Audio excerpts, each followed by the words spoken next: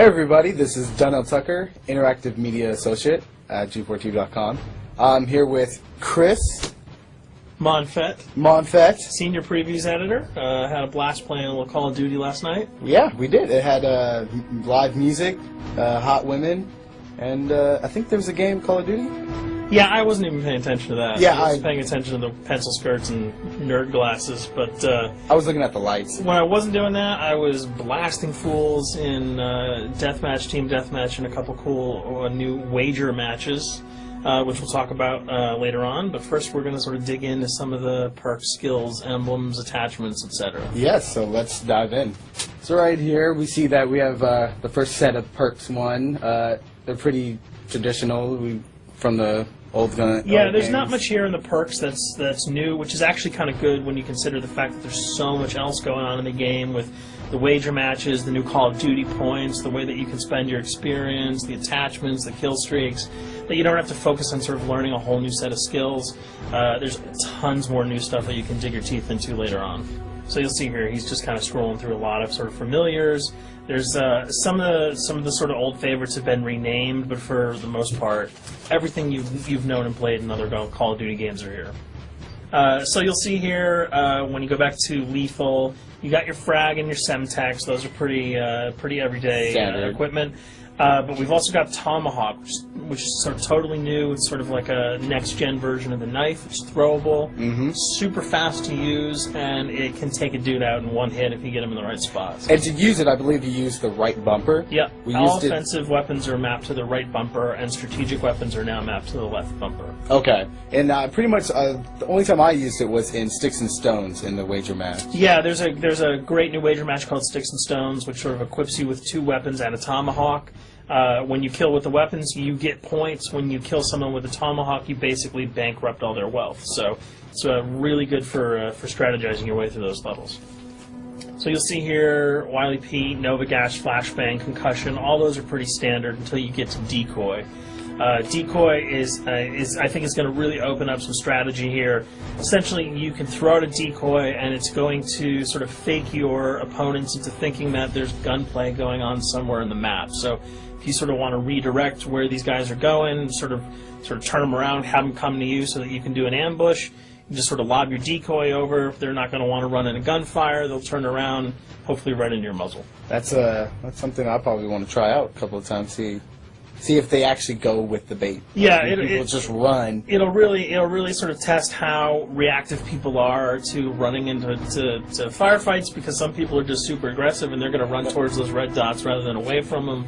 And it'll really sort of test your ability to be strategic about when and where you use them.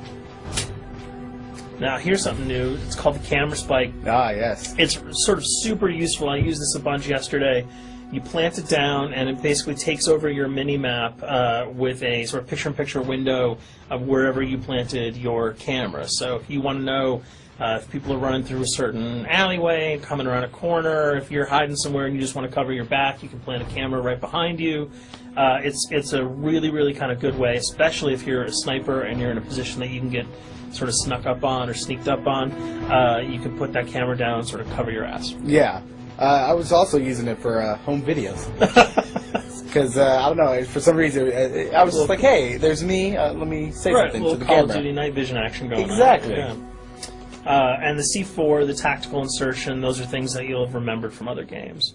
What we got here, though, is the motion sensor, which kind of acts like a little mini UAV, so you can toss that out, and it'll give you a small radius just to sort of see if there are people coming.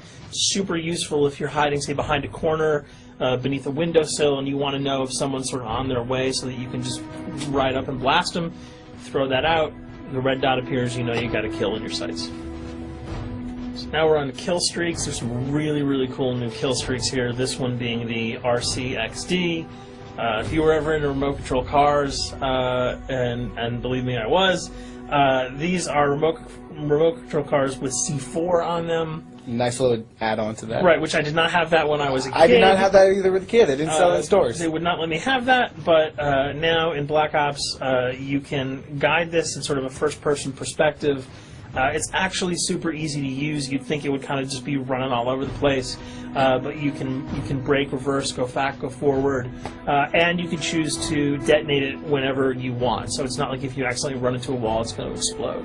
But if you see one of those coming your way, if you've got a machine gun, just start spraying bullets. Hopefully you can detonate it before it hits you. So you suggest not people to run, because that thing will catch up. Yeah, that thing's really fast, and it goes upstairs. It's really easy to navigate with. So if that thing So it's like shoot, and if you miss... Yeah, if it's after you, you're dead unless you can blow it up.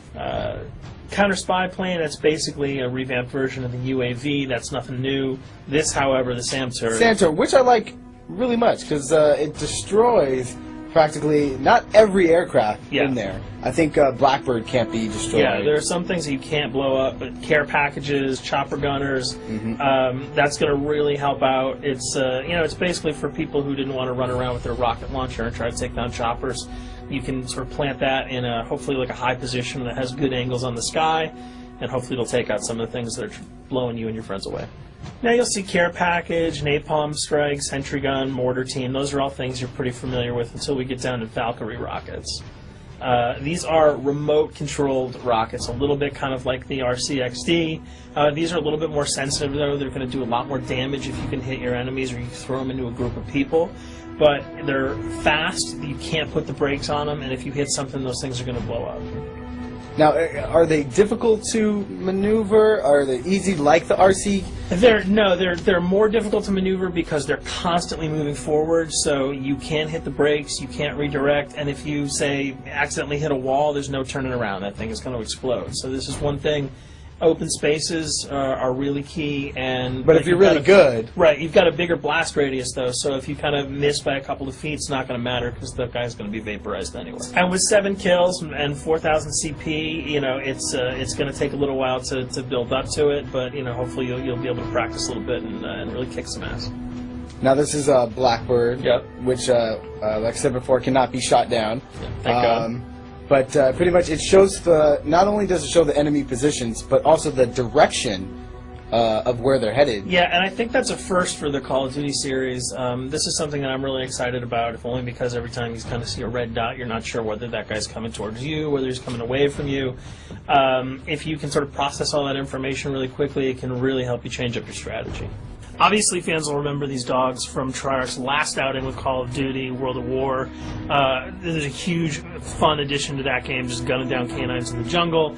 Looks like you'll be able to do it again this time, only that you get to call on the pack to kill your opponents. I got no problems blowing away a rabid attack dog. Well, even if it makes the sound, like a whimpering sound, even if it makes a little feel whimpering anything sound. when you shoot If that? it was like attack puppies or attack corgis, I probably couldn't shoot them because those are too adorable. But they probably wouldn't do much damage anyway. Yeah, they're pretty much held dogs, Yeah. so they're all black and vicious. I gotta take it down. Absolutely. This time the chopper is completely pilotable. You'll be able to jump in, fly around, machine gun dudes on the ground. If you've seen any of the single-player demo, you'll have a sense of what it's like to jump in the chopper, at least in the single-player mode, and blow up some bridges, stuff like that. Unfortunately, the buildings in multiplayer are not destructible, so your missiles will just be tearing up people, not places, but it'll still be a lot of fun to get in there and blow some stuff up. And here we're just kind of going through the custom loadouts. This is, pretty standard. Pretty standard stuff for Call of Duty. And here we come to something that's really not standard. This is a totally new feature that if you were one of those players who just sort of found yourself really bored, kind of yawning with the same old emblems over and over again, you can create your own here. Yeah, and not all of them are already there at your disposal to create. You can purchase most of these with your COD points, but some of them are unlockable. So as you go throughout the game, you sort of get achievements or sort of mini challenges. You're going to unlock these. As you come up in levels, you're going to unlock more, and eventually you can unlock over 300, about 304 that are on this menu. And you'll see they're pretty simple. They're numbers, quick lightning bolts, people, figures. You see swords, crests, shields. All of these you can manipulate, you can edit, you can change the color, and we're going to see that in just a bit. So we pick a little, I guess you could say, a person? Yeah, kind of Mad Men meets Reservoir Dogs that we're about to manipulate here. First, we're cycling through, trying to find a suitable weapon. Maybe a soft drink, probably not. So let's go for the sword. Yeah, it's the sword. That's a good little attachment. And you'll notice that he bought that with some of his COD points that he earned playing some of the wager matches. All obvious jokes aside about the positioning of the sword here, you can see that he can position it in the guy's hand. You can select up to 12 layers here. That's a lot. That's a lot to imagine grade. what you could do. And you don't see it here, but you can zoom in, you can zoom out. So if you wanted to sort of just have the head and the hand here, you could pull that guy to the bottom of the frame and zoom him in. You can change the backgrounds, change colors. the color. You'll see here that he can even just kind of go to an outline mode of this guy with no detail. So there's tons and tons of customizable stuff. And you'll see it appears in your little player card at the bottom. And most importantly, it actually is something you can put on your guns and your weapons. Correct. That's only available when you level up at a certain level, that you'll have that option to tag it on your weapon. Absolutely. And you might not see it as you're playing through the game, because obviously, by the time you see your opponent's gun, you're not going to see the emblem. You're going to see you're not going to stop by and be like, hey, you know what? That's a nice little picture you got as there. the bullets hit your face. But it's going to be something really cool for people who want to kind of be directors in theater mode, who can get close-ups on the weapons and the guns.